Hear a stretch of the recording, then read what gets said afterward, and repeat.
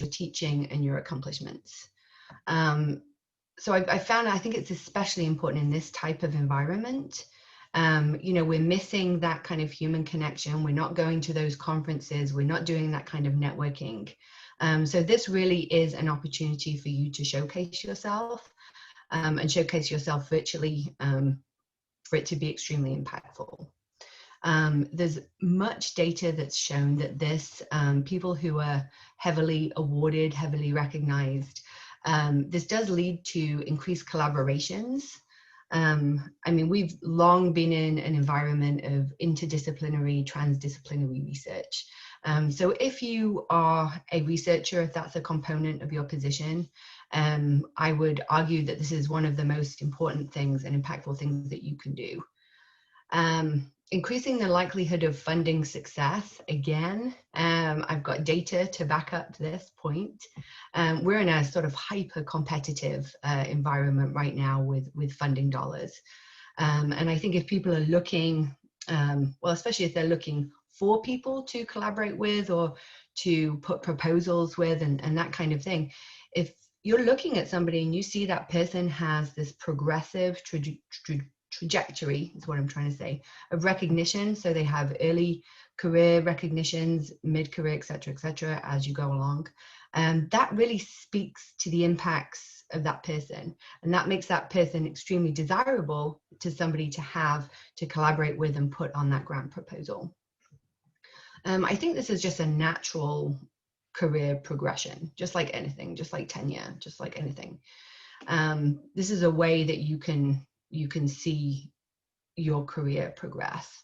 And it shows that you're on track and hitting the metrics, if you like. I remember when my kids were born, they always talked about those benchmarks and these kind of things in development. And I think this is exactly the same here. My last point on here is that it's a way to recognize others. And again, I don't think that's ever been so crucial as today in this type of environment. We're all sort of operating in these separate little pods.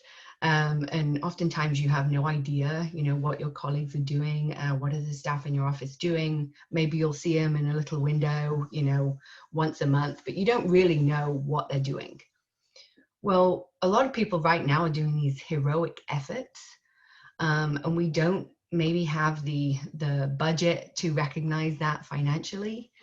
We're not getting together, so we can't do that, you know, literal slap on the back. So this really is a way for us amongst ourselves to send a very powerful message. You know, it's saying, I see you, I see your work, I see the impacts that you're making. And I want you to know that we know that you are making this difference. So as I said, I look at this as a steady progression. And I think we've not done a good job of realizing that in the past. We've tried to somehow jump over some of these hurdles.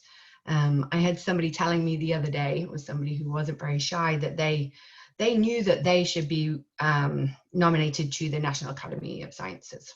There was no question about it. And I looked, and that person had not really got any previous awards. So it's trying to make the case, well, you don't finish high school and get your PhD. You know, you finish high school, you've got to get your bachelor's in there, you've got to get your master's, you know, your postdoc. It's a natural progression. And I think this is exactly the same. So if you're in an early career, if you're, you know, a junior faculty member, if you're a student, if you're a staff member, maybe who's at the beginning of their profession, I think this is a really important time to be thinking about this. So we, as an institution, historically, we've not done a good job of capturing those early career opportunities. We often don't know that there are so many early career opportunities. Sometimes when I talk to people and I use the word honorific awards, they say, well, that's for senior people. That doesn't apply to me. On the contrary, it absolutely applies to you. And this is the perfect time, if you're early in your career, to be thinking about this. So it may be, you know, an extension component. It may be a, you know, service to society, your teaching contributions, research contributions. These are all ways that early on you can get the recognition which can begin that pipeline. On here you can see we'll go on to the mid-career, those achievement awards, maybe fellows of your discipline societies. I know, again, this department has done a very good job. You have a lot of fellows of societies. I was really happy to see that. And then, of course, onto our senior recognitions.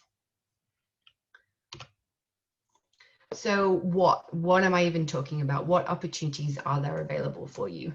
Well, Dr. Peters, you mentioned earlier the college and university awards. And I think internally, we do a fairly good job of making sure people are recognized for some of those. The only thing I would say to be conscious about, and this is not the bias that I see in a lot of committees, and it's absolutely not an intentional one, is that sometimes we have sort of a small group of people, especially if we don't have a lot of rotation on the committees, and we may be missing some people just because they're not always at the forefront of our minds. So I would really recommend your strategy that you said of asking everybody what awards they would be nominated for, maybe even taking it one step further and asking people, what would you like to see a colleague nominated for? That can sometimes give us even more ideas. So the college and university awards, if you're fairly new to Iowa State, I would recommend going to a couple of those links and just kind of exploring some of the opportunities that are available to you. We find year after year there are some awards we get a lot of nominations for, and some where we have to sort of go around and beg people to even receive any nominations. So you know what? Your chances for some things may be really good. Interdisciplinary opportunities. This is one I really like to see people exploring membership in some of these societies. Again, as I said, we know that we're pushing towards, or we're already in an environment where things are very interdisciplinary. You don't often do research and things in your own kind of little pod anymore. So this is really a great way for the networking piece, if nothing else. So the examples I have on here, the AAAS, American Association for the Advancement of Science. A lot of you may have heard of that one. If you get Science Magazine, if you've ever subscribed to Science Magazine, you've probably been a member of AAAS. NIH, NSF, the National Institutes for Health, and National Science Foundation, we think of these as federal funders, well, as federal agencies that sometimes fund our grants if we're lucky enough. But they also have a lot of opportunities for recognition, and that's a really nice thing to have next to your name if you receive something from one of those agencies. National Academy of Inventors as well. We have quite a few people who are involved in that may or may not be pertinent to your area. And next one here I have is fellowships. And if you're a student, this is something I would really recommend looking at. So the first example is Fulbrights. I know you have a couple of people who've done some Fulbrights. Fulbrights are not limited just for faculty. They also have something called the Administrators Seminar. I think it's like a 2-week program where, if you're in a sort of policy-making position, for example, there's another option for you. But these are things that people don't immediately know, and they don't often take a lot of time to look at some of these. I put Guggenheim's on there as well, and the Life Sciences Research Foundation. And lastly, state and regional opportunities. Again, if you have any type of extension appointment, I would assume that some of those, Iowa organizations or Midwest consortiums or something like that might be something that you're already heavily involved in. And again, they have a lot of opportunities for recognition. So the discipline societies, I couldn't believe how many of these there were and how difficult it might be to pronounce some of these. So I'm just going to go with APS because I know I'm going to mispronounce that word. But I saw that many of you are either fellows of that society or you've received some of the awards from that society. which to me means you're a step ahead already as a department, because you have those people who are mentors. Maybe you even have examples that you can use of successful packets or something, which will help and just kind of cut down on the time if you're assembling nominations for anybody else. Again, I was surprised at how many, and I didn't even put them all on here.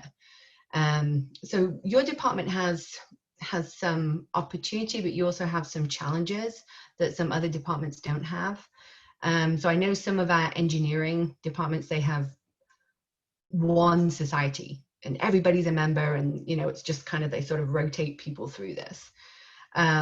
So yours is not that case at all. Merely you've got plant pathology and microbiology, and then of course you're possibly extending even more. So you have people's area of expertise may not necessarily even overlap very much, if at all. So it might be a little more onerous for you to have a very good strategy, but I would see, first of all, maybe seeing what everybody's a member of, because that can, immediately inform some of your strategies for who is even eligible in what category and those kind of things. Let's see. So let me move on now to the how. This is probably the most important piece. So first of all, be a member. I've already said this. And I'm not just talking to faculty as well. If you're a staff member on this call, as I am, I lean heavily on my professional societies. I think the biggest benefit of being a member of any professional society is that networking piece. It's like I found my people. I find people who understand. And you can sort of, in those chat rooms, has anyone come across this? Those type of relationships that can really, they can be time savers. And those are going to be the beginning, especially for people who are in any kind of collaborating fields. This is where you might make some of those really important connections. So network and become involved in those. It's crucial for, early career people. And as well, as much as we would like the case to be that everybody's recognized for their own accomplishments, sometimes that horrible phrase, it's not what you know, it's who you know, it can be true. So this is, where we need to make sure that we know the right people and we're involved in some of those processes as well. So please list it on your resume. Not just because it makes my job easier when I'm trying to find people to nominate for these awards, but it sends a very important message. I think it sends a message that you're not sort of very closeted in just your area, and you are, you're interested and plugged into developments that are happening in your field and beyond. So yeah, I would really recommend doing that. Next on here, I've put find your supporters. Maintaining relationships, especially in this type of environment, can be challenging. I'm thinking about, if you want to ask somebody for a letter of support, maybe you're putting together a proposal, maybe, whatever it may be. We often forget who we know. And so it's like, well, who can we ask? You're like, oh, well, is it maybe a mentor in grad school or something? Is it somebody who you had dinner with at, that conference who you had this really good rapport with? So I would recommend making a list. I know it sounds silly, but it can actually be a real time saver.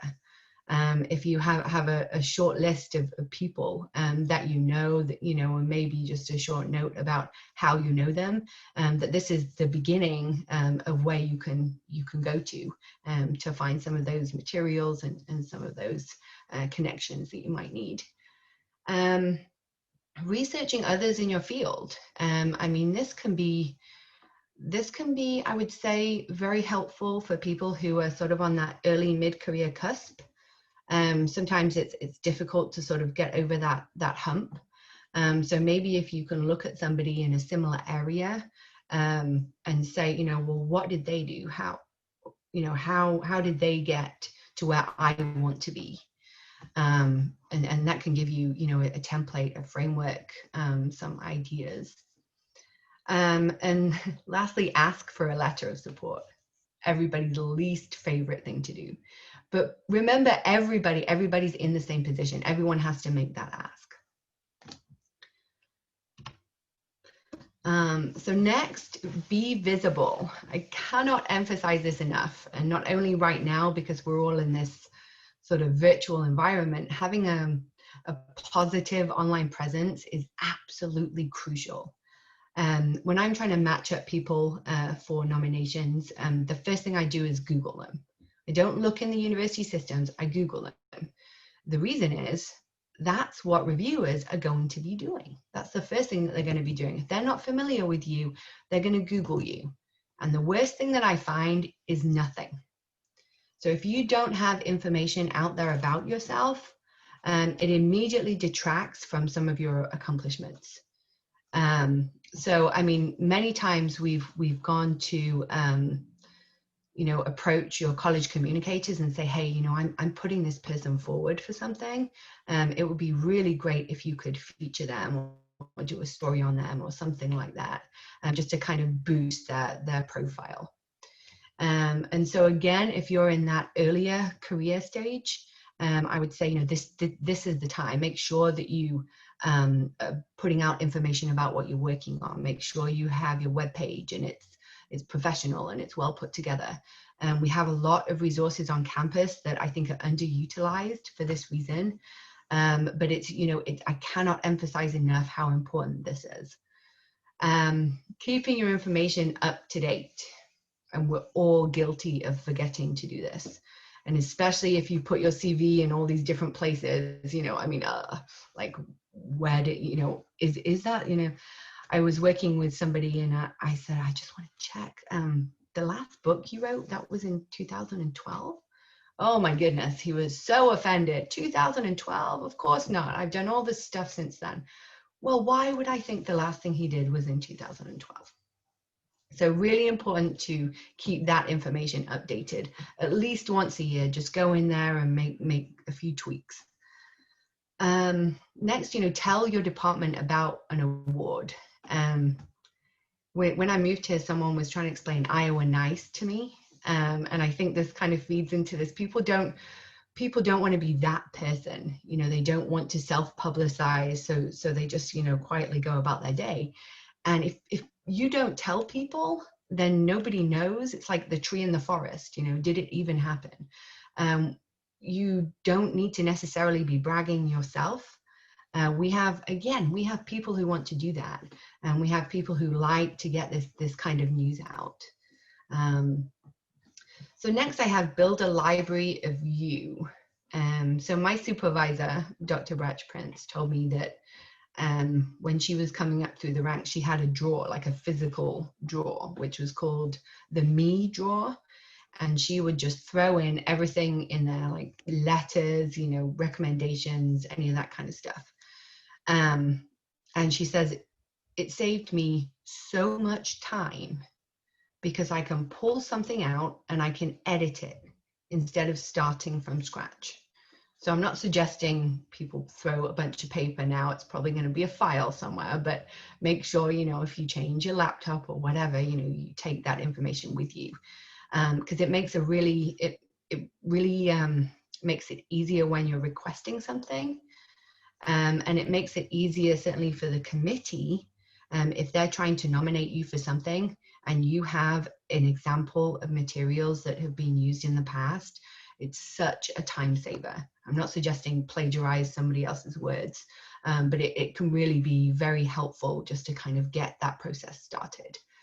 Having materials to hand out. I mean, we all have a CV, we all have a bio, maybe, but we don't often have sort of a list of maybe bullet points of our most impactful things or our most, you know, our best achievements. That can be the difference between success in my mind. I've seen it. So I don't know, for those of us who've had to write letters of support for other people, there's nothing worse than looking at somebody's CV, trying to pick out what we think was maybe the best accomplishments, and then spending time trying to find information about them so we can make it sound like we didn't just lift pieces from their CV. It's ineffective. It's a waste of time. So if that person, is giving you some information about themselves, nobody knows the impacts better than you of what you do. So it can, and people will be very, very grateful if you have something like that on hand. I think this goes back to my other point, just keeping that list of contacts. So who gave you these letters, and add to it, again, it's going to save you a lot of time. It seems like a lot of work on the front side. You will be really grateful when you've had that list going for a couple of years.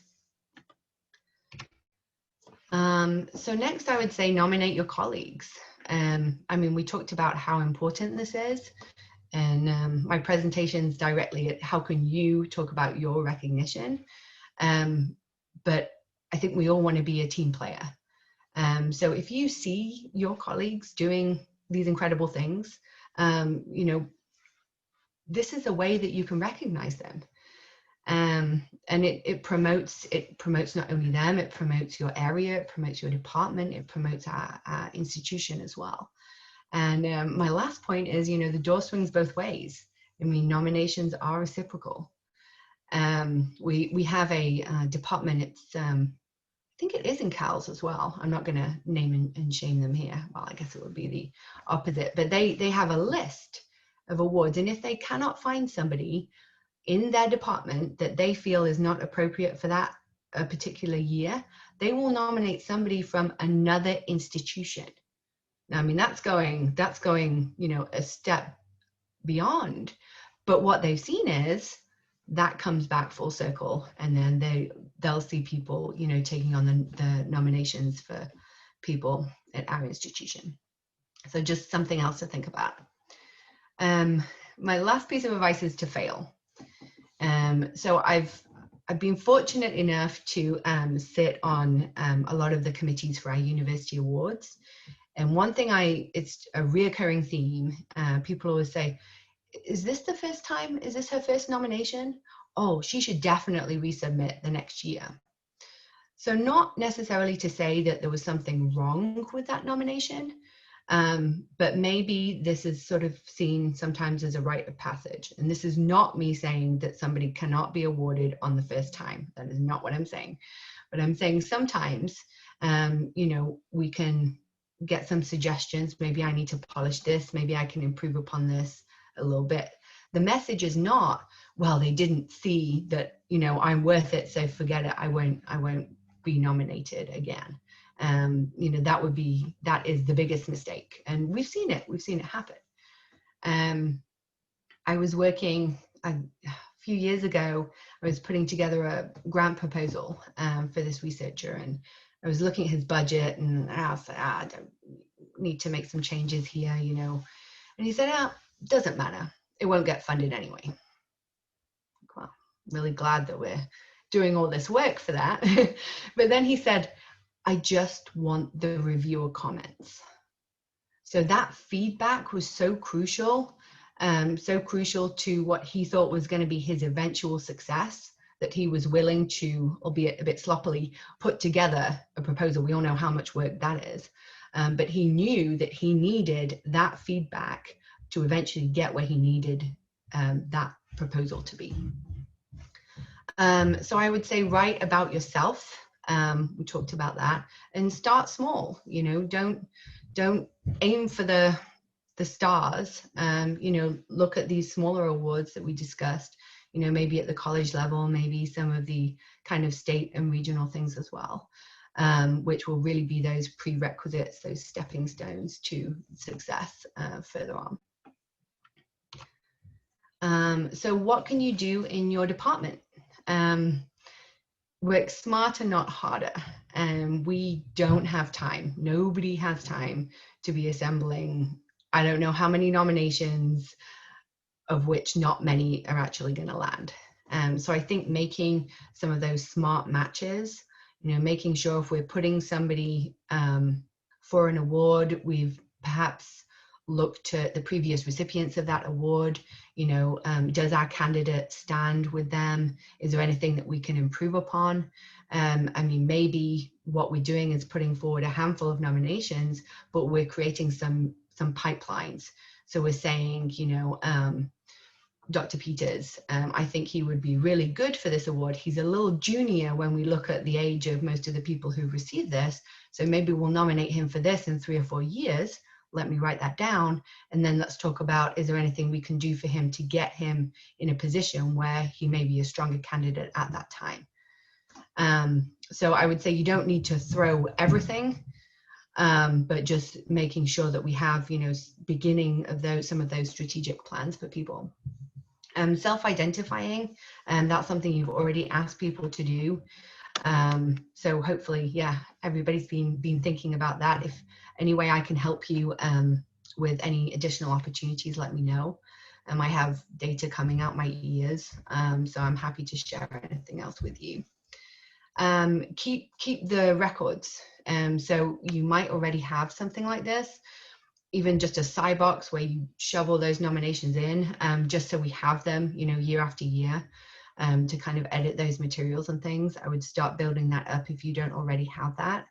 It's one of those things that, especially when we see changes in leadership, you know, the chair changes, the strategy change, people change on the awards committee, and sometimes those things get completely lost.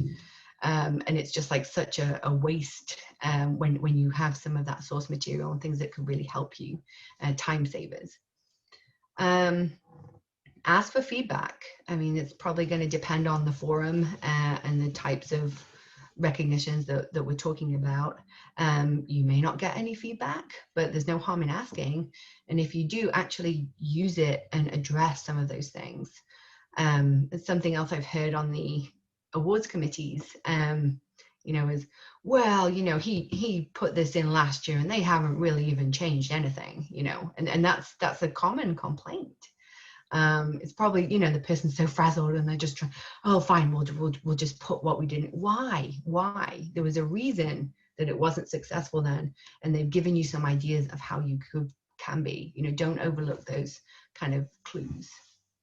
So my last point is appoint a champion or champions. So I've seen, as I said, I spent a lot of time kind of benchmarking departments and colleges, and I found that the most successful ones is typically 1 or 2 people in that department who cared about this. It wasn't always the chair. It shouldn't always have to be the chair. The chair has a lot of other things to do. But I found that it was normally 1 or 2 individuals that made all the difference, and also that turned around departments. We had departments that had no culture of recognition whatsoever. And then you see, you know, a new person comes into that department, really galvanizes everybody, and suddenly they get like 10 awards that year. I mean, it's happened. I'm not over exaggerating. So, you know, if you want to step up and be that person, I'm sure your department would appreciate that. Let's see. So that's pretty much it for me. I'm happy for us to open it up for questions. I have my email up there. If you have any questions for me, if I can help with anything, please let me know. I am a resource for you. I'm a resource for campus. And I've also put up our Twitter, ISU FAC Success. We only had so many characters and we tried to spell out ISU faculty success, but it cut it off and it was ISU faculty suck, which wasn't quite the message that we were going for. So ISU FAC success, you know, if somebody in your department gets a recognition, let me know, tag us, you know, so we can retweet and all that good stuff. So, okay, I'll turn this off. Let's see. So can I answer any questions at all?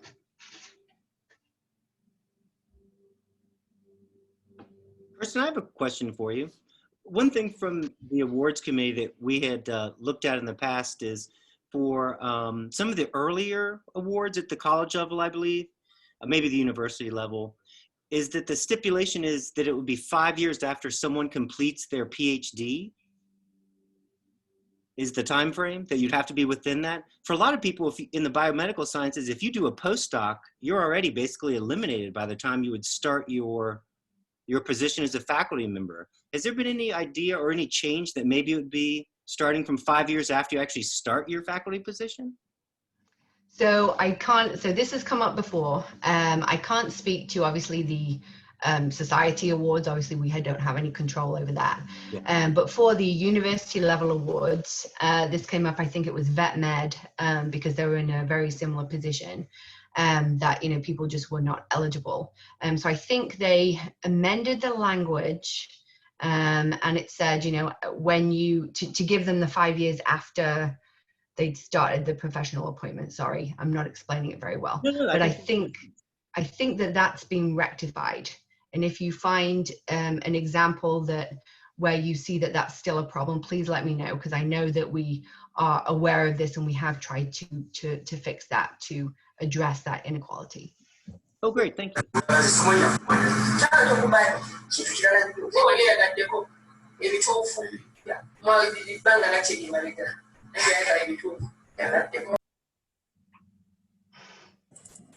So guys, can you hear me? Yes. Okay, so I've gone ahead and unmuted everybody. So if you want to ask a question, just, I think you're all muted yourselves too, because I'm only seeing Nick and myself unmuted. So if you have a question, just go ahead. I do have one question. So about the letters, the support letters, when do you recommend us to ask for them? When we are applying for a job or a position, or it's something that we can do at any time, or have that in or has a backup or performance? So I would probably recommend doing it at the time, just because if you're asking for somebody to speak specifically to certain criteria or something for a nomination, it's always really helpful for them as well to know exactly what it's for. However, once you have that, if you're looking at something completely different, so yes, I would like a letter of support now recommending me for the job, you can then go back and say, you know, a couple of years ago, you gave me a letter of recommendation for this, you know, would you be willing, you know, attached as your letter, would you be willing to make a few edits for this particular thing? Thanks. Hi, this is Steve Whittam.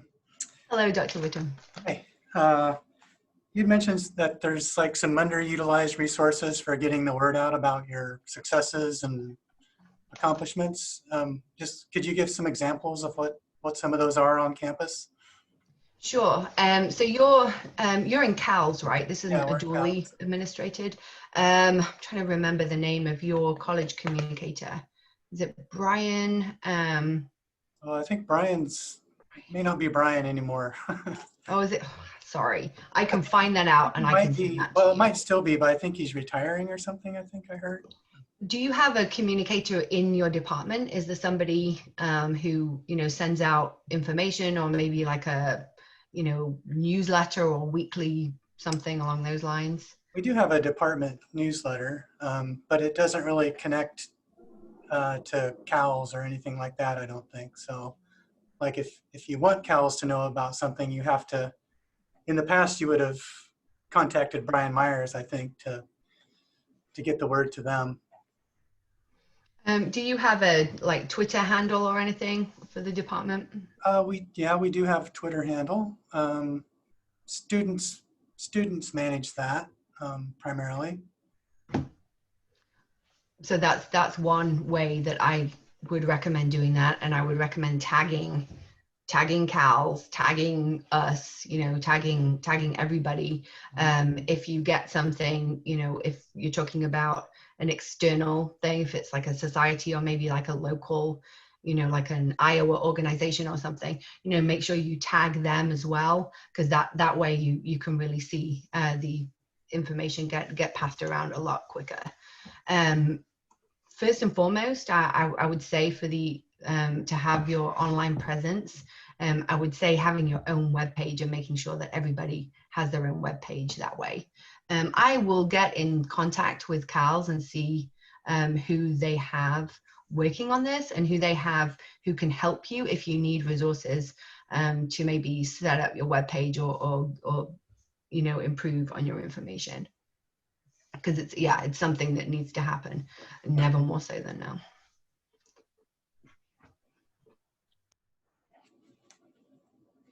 And then another question I had was, I mean, you've talked about how this benefits like individual, maybe faculty, staff, students, but in your perspective, how does this benefit the institution itself? I imagine there must be some impact to Iowa State if people are getting recognition from external recognition and stuff. Absolutely. I mean, at a very high level, I would say, as you know, we're currently a member of the AAU, which is the Association of American Universities, which is a very, we're a Research One institution. This is something that they look at as a metric for membership. So that's one of the reasons, if you're talking, real top level. I think on a sort of smaller level, I think it feeds into, our rankings as well, when we're looking at departments and how we can recommend things like that. I know that when people are putting forward things like center grants, they look at the institution and they look at the faculty in the institution on that level is how many external recognitions do they have, how heavily awarded are the faculty, to really just to see how the caliber of the people at the institution, and also maybe to make the determination of whether the institution can handle something big like that. So yeah, there's multiple reasons. Thanks.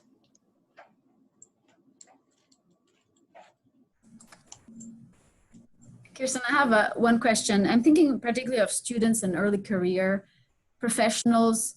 It's not, once in a while you hear something like, get an email and saying, there's this award, but we only have 2 applicants, and we get encouragement, say, from our department chair or maybe from our student recruiting assistants to say, encourage people to apply. So it seems that there are missed opportunities out there. Some might be college level, some university level. How would you recommend to say students or early faculty, early career professionals to find that information, to not miss those opportunities? Instead of waiting for information to get to them, is there somewhere they can go to and find out what's available? So again, I would say it probably depends on the field exactly that they're in. I would say those professional societies have a lot of student recognitions, and some of that's going to fall on the mentor perhaps, to be nominating their student for something. But we see it. I know we have a couple of engineering departments who do an excellent job with that, just making sure that their students get that kind of recognition. Again, we have a lot of centers, on campus. So the honors and various other things that have a lot of student focused things.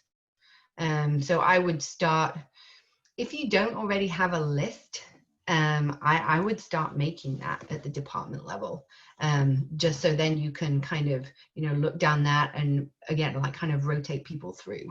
If it's like a sort of cycle, for your making sure your grad students and then maybe your postdocs, and not missing things. I mean, even, and I would say a failed nomination is still extremely powerful, because you're still, it's still, I've seen your work and I believe that, you need this type of recognition. I mean, that's just a very powerful message in itself.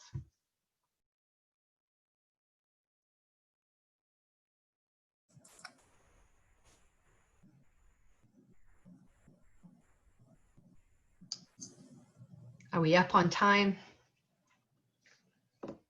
No, we're still good. Are there other questions for Kirsten?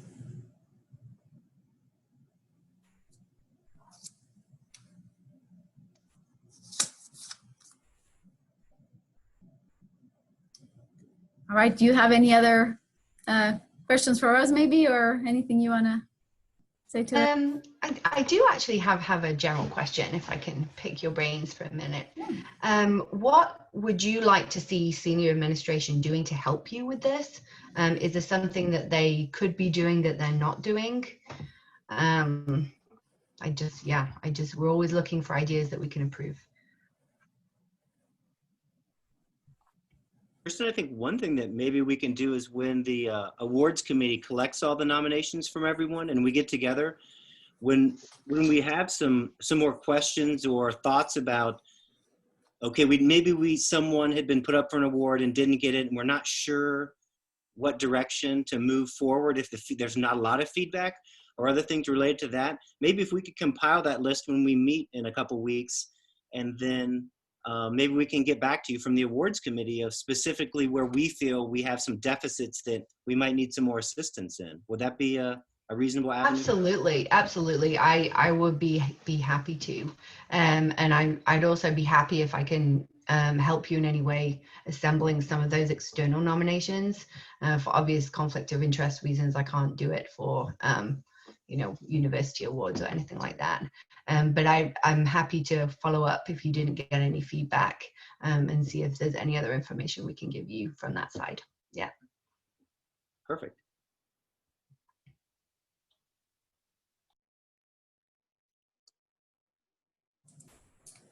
Anything else? Anybody else? Okay. Well, if not, let's thank Kirsten for talking to us and for all the great work you are doing. And this is the awkward time that if we want to applaud, so maybe just thumbs up or something. You don't get that that applause with these virtual seminars, but thanks so much for talking to us. And I'm sure if anybody else has questions, they can reach out to you too after seminar. Absolutely. It was my pleasure. It was nice to meet you all. Yeah. Thanks. Thanks, everyone. Thank you.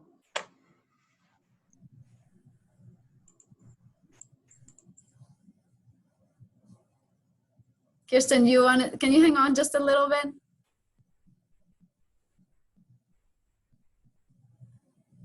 There. Oh, yep. Are you still on, Kirsten? Maybe not.